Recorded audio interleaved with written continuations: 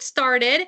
And again, so we want to talk about the daily rhythms updates that we had. And one of those daily rhythm updates that we put in place, thank you, Carol, for the heart already, is our daily rituals, right? So this is a piece of our program that appears 3 times a day on our daily rhythms.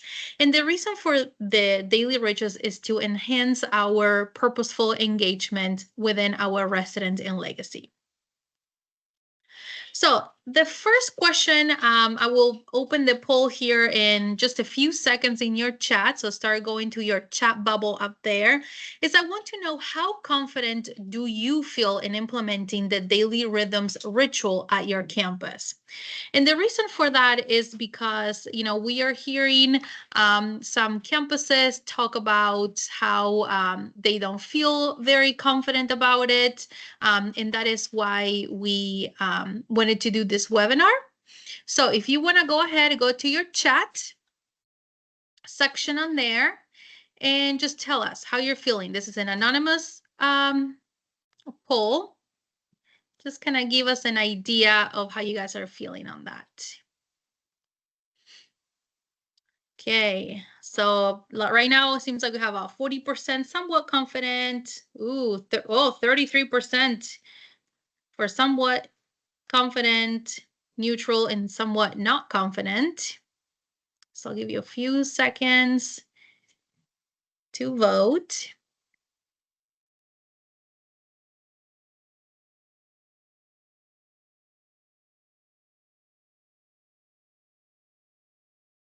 Okay. So it looks about 50% of you feel somewhat confident, which is great. 25% feel about neutral and somewhat not confident. So this is great, right? So this is the reason why we want to do this webinar, is to shed some more light on those daily rituals that we have on our daily rhythm program and see how we can better improve those services with the residents. So what is daily rhythms? You all know what daily rhythms is, but I'm just going to go a little bit on this. So daily rhythms is the program, the activity program that we have for our legacy. And the main purpose for daily rhythms is to offer meaningful, ability adapted activities for our legacy residents. It gives our residents structured routine. And what this does is promotes that safety, engagement, and well-being in our residents' lives. The goal for daily rhythms is to create a dementia supportive environment that nurtures each individual resident, okay, by improving their well-being. So here I have some great pictures of residents, checking on their chickens, getting the eggs. This is purposeful engagement for those residents. Now, why is it important to have structured activities with our residents? It is important because actually structure reduces anxiety, agitation, and confusion in people with dementia. And I feel like all of us, right, kind of feel that way. We all like routine. We all tend to like structure. When sometimes the day kind of goes sideways, where, the day is not going as it's supposed to or as we were planning, right? We do feel a little bit uneasy, a little bit anxious. So our residents with dementia have the same challenges without structure routines. Now, due to their memory loss and disorientation, they do find comfort in familiar and predictable routines. So what this means is that decreases their cognitive load and reduces their stress. Some of you have heard before the word circadian rhythm, and this is our natural internal clock in our brain that tells us when we're supposed to wake up and when we're supposed to go to sleep. And we all have this internal clock. Some of us, the clock is a little bit messed up, mainly if we worked most of our life during the night and slept during the day, but most of us share the same internal clock. So the question that I have for you to put in the chat, the first one that types this answer will get 50 stars, is how do we help our residents maintain a healthy circadian rhythm? You are doing this on a daily basis, and your legacy is a 2-word answer. Samantha said, blinds open, lights on. Yes, that's a good suggestion, but this is a 2-word answer. Daily rhythms. Yes, Alex. You get those 50 stars. Yes. So we are already doing this, right? Helping our residents with that structure by following the circadian rhythm with our daily rhythm program. The daily rhythm program follows the natural energy levels that we all experience during the day, and we help this with the activities that we have in place. Now, even though we do want that structure routine in our calendar to follow that circadian rhythm, we also want our routines to be personalized to each resident, right? Because we all find purpose in different things. So what this means is that each resident should have a personalized routine that is based on their abilities, preference, life history, so that way these tasks are meaningful and achievable to each resident. We should do this by using their life stories, and that way we can create opportunities for them where they do have a sense of accomplishment. By having activities and tasks that are personalized, residents will be more prone to actively participating in their environment. So the reason why we made some changes to our Daily Rhythms program and the reason why we're having this conversation today about our rituals is because we want to move from this kind of hotel living feeling, right, to a home. That is why we have the rituals 3 times a day, which are sunrise, midday, and sunset. And this provides structure throughout the day, but encourages participation for each individual resident. The aim, again, is for the residents to be able to contribute to their surroundings rather than being passive recipients of the care being provided in the legacy.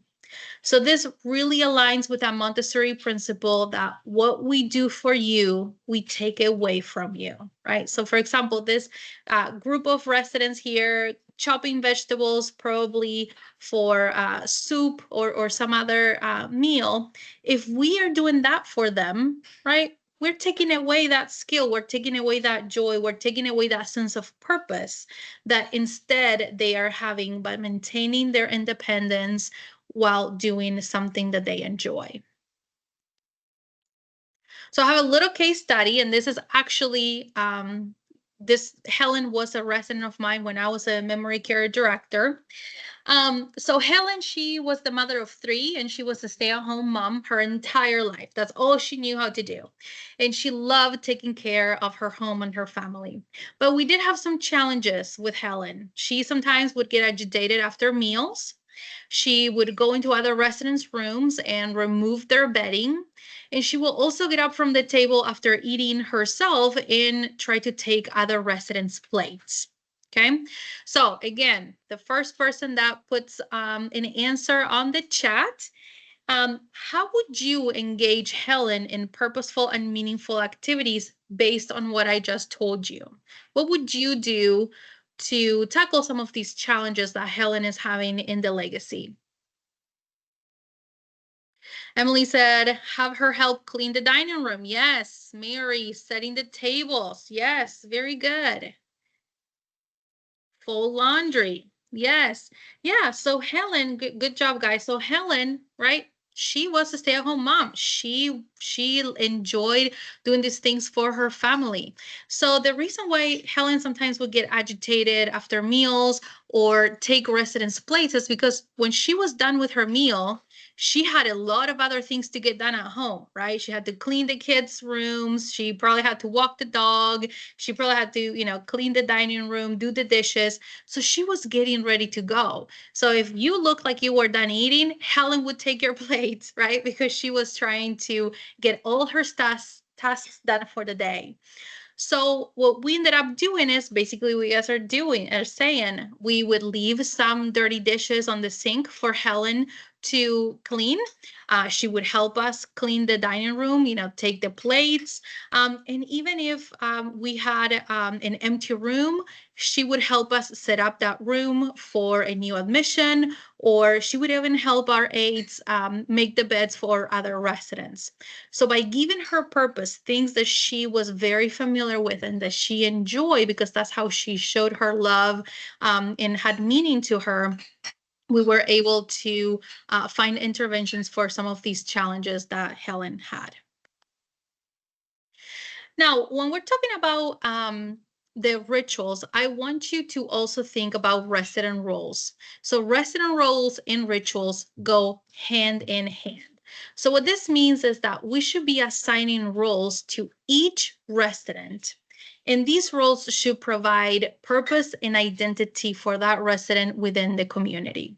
Okay, so we should be selecting these roles based on the residents' past experience, their interests, because this is going to help them feel connected to their daily activities. These roles should answer the fundamental questions of who am I and what is my purpose. All of us, right, have roles, be it at work, be it at home, with our friends. So same thing for our residents in the environment that they live. They all have roles. So we'll talk more in what roles are there or that you can think about for your residents. But I want you to think about finding that purpose for your residents. So I want to show you a little video that talks about this.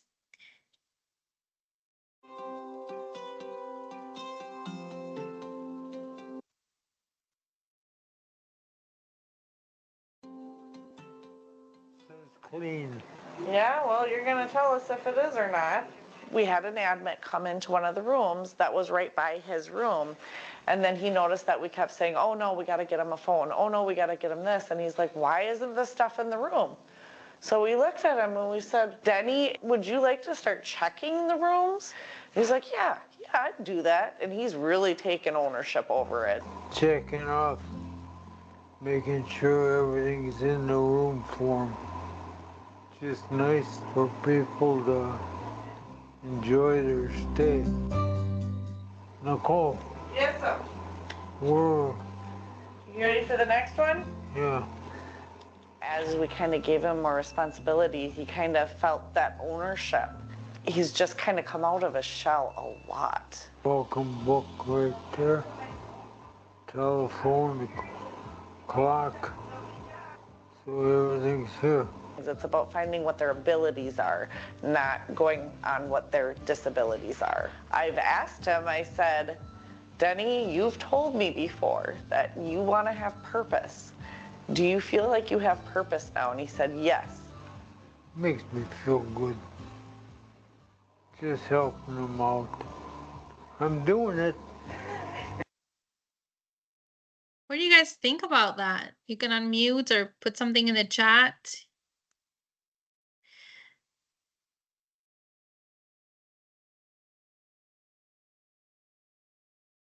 That's amazing. Yeah, right. When he says, I'm doing it, makes me feel good, right? Don't we all want to feel good? Don't we all want to have that sense that we are part of a community, that we're providing, that we're giving back? So this is exactly what we're talking about when we're talking about resident rituals. Things like Denny is doing, things that provide, that give back to their environment, to those around them, and they make them feel that sense of purpose. So another thing that we can use during our resident rituals to help our residents and support that participation is cognitive ramps. So we've talked about cognitive ramps in the past a little bit, and we wanted to go into a little bit more detail.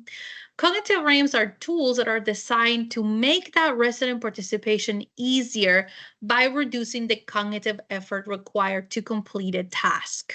Okay, so for example, I have the picture of this resident here who is stirring eggs. And in front of her, you can see a little note that says, crack the eggs and stir. That right there is a cognitive ramp.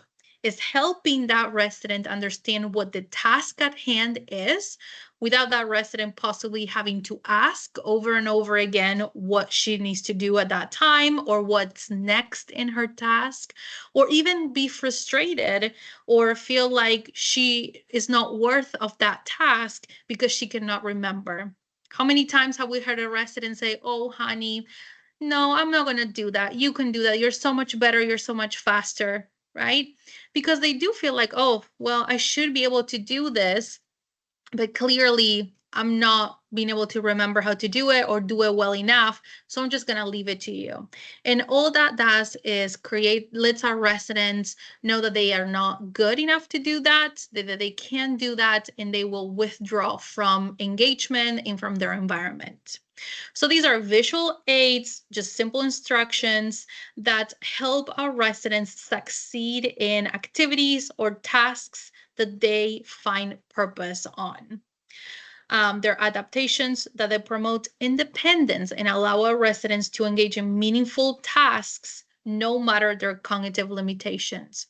So a cognitive ramp can be something like the one stirring eggs, where the resident is, doing a task, maybe doing creative cooking, or it can be something more that is set in your environment. So when a resident is looking for something to do, they don't have to come over and ask you, "What can I do?" Right? We've had that resident a lot. "I don't know what to do. What should I be doing now?" Right? We've had those questions before, but it can be more like the bottom picture where it says, "Please help wash dishes." This is actually a sign that was developed by our life enrichment support team. These are available in Compass. There are about 13 different signs that you can print and you can display within your legacy to allow those residents to make independent choices on what to do when they don't want to attend an activity, or they feel like there's nothing else to do. So there's things like, help yourself to a book, or help us in the garden, wash the dishes. So there's a lot of things that available that we can put out there to help our residents make independent choices every day. So in the chat, if you want to put just a few ideas on how could you apply the cognitive ramp principle in your legacy to help your residents participate in more daily activities independently. Anything that comes to mind that you would like to implement related to cognitive ramps?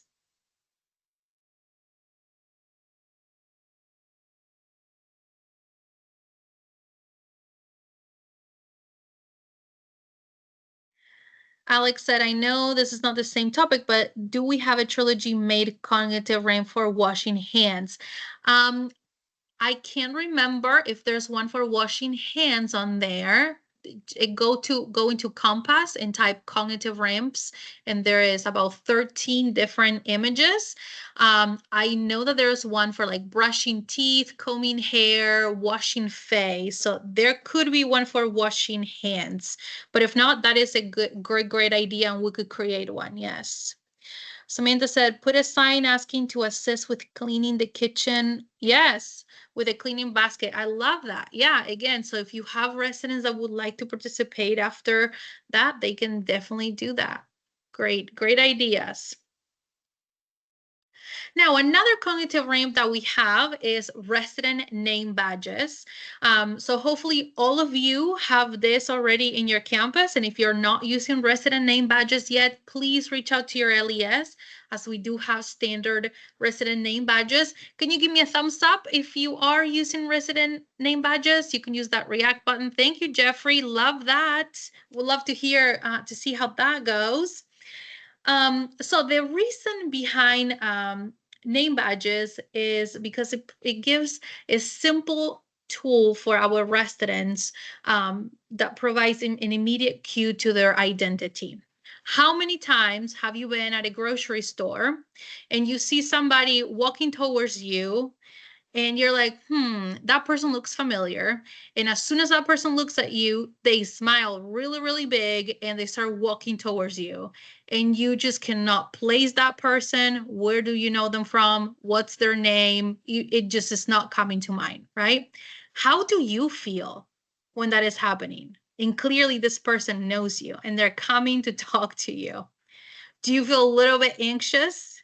Do you feel a little bit scared? Do you feel like you should be running away? I feel like most of us feel that way, right? And the person comes over and they start talking to you like, oh my goodness, I saw on your Facebook that you guys went on vacation. I was talking to Danny about you the other day. And you're like, oh my goodness, who are you? I just don't know. But you don't want to say a lot, right? Because you don't want them to feel like you don't remember them, because clearly they know who you are and they are very in tune with your life, right? And your happenings. So our residents a lot of the times are having this kind of grocery store feeling, right?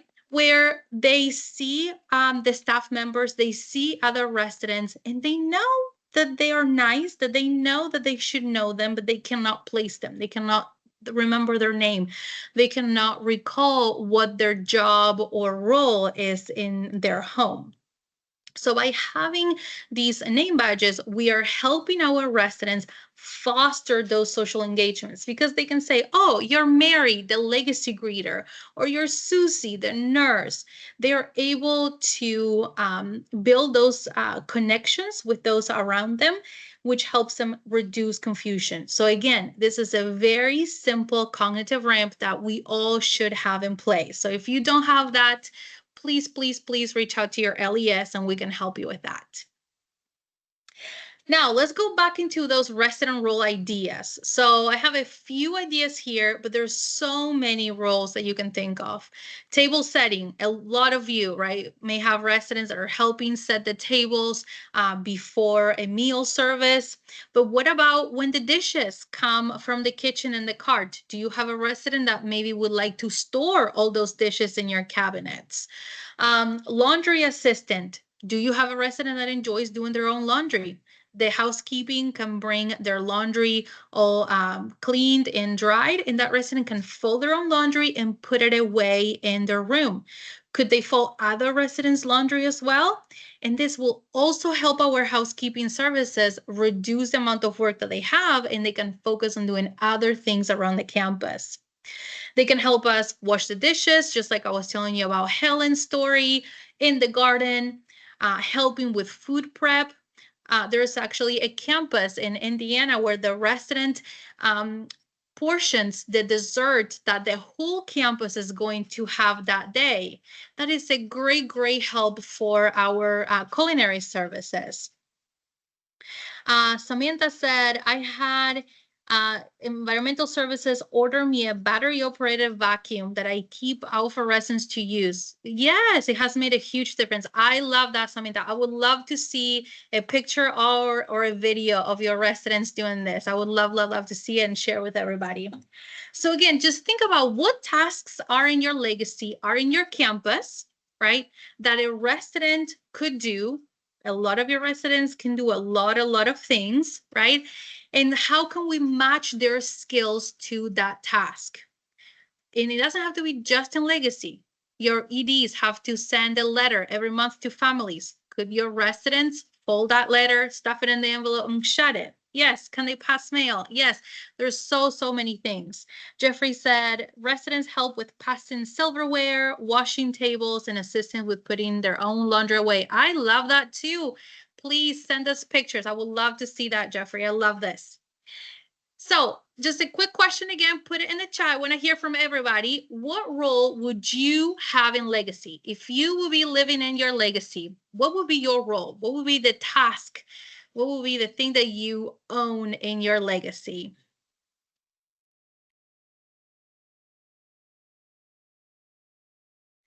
Preparing meals and making desserts. Love it. Organizing supplies.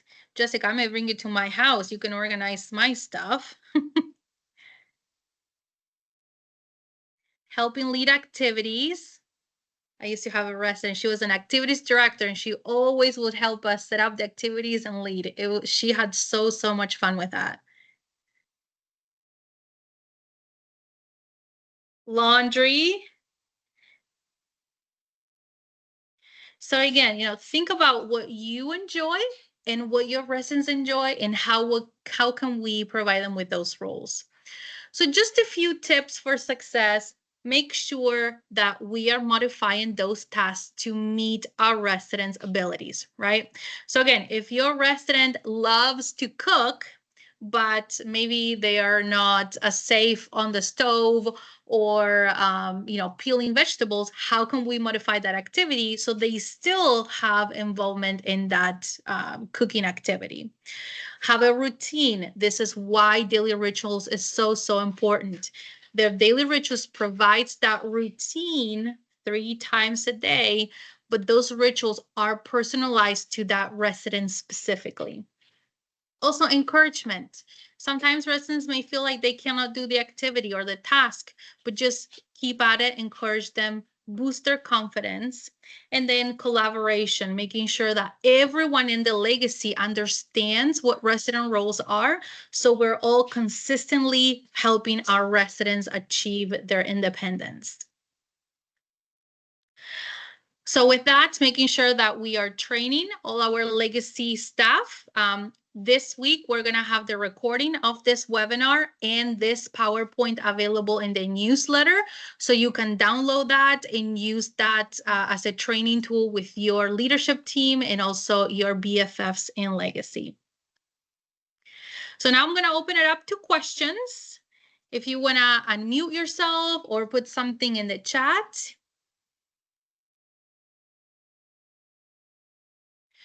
Well, people get ready for that. Alex said, we have a resident tour guide that helps residents that don't know where their rooms are to the rooms after lunch. That would be me if I was in a legacy tour. I love that. That is so fun.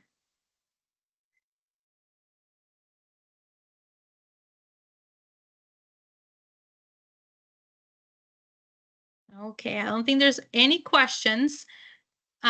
So again, just one more thing for you guys to put on your chat is, what is one new resident role that you will try to introduce at your campus next week? Just put it in the chat. Your LES will follow up with you. Is there a task that you have in your legacy or a resident that is passionate about something, and we can incorporate that as a resident role? Daniela, I had a question about if we Yes. have a resident. I have a few right now that are pretty end stage. They've aged in place for a while. So a lot of the tasks that we do need done for the day, they do struggle with because I've tried different things. Is it okay for their tasks to be something like what they enjoy with their lap basket? So I have like a handyman. So not necessarily something that's really, benefiting the legacy per se, but he really feels like he is. So yeah, of course. Yeah. Okay. So and that's Okay. yeah. So that's where we go with adapting to that resident's skill and ability. Yes. Yeah. Awesome. Thank you. And maybe you will identify that as the most he uses those lap baskets. He's able to accomplish some other things that I guess in our eyes benefit the environment, right? But yes, you want to start small and then build from there. Great. Thank you. Of course. All right. Well, thank you all for your time today. Like I said, we will have a recording and also the PowerPoint available to you in the newsletter on Thursday. So go to T-Mail to download this and use it as a resource when training and educating your leaders at your campus. If you need anything, please reach out to myself or your LES support and we'll be happy to help you. Have a great rest of your day, all. Bye-bye.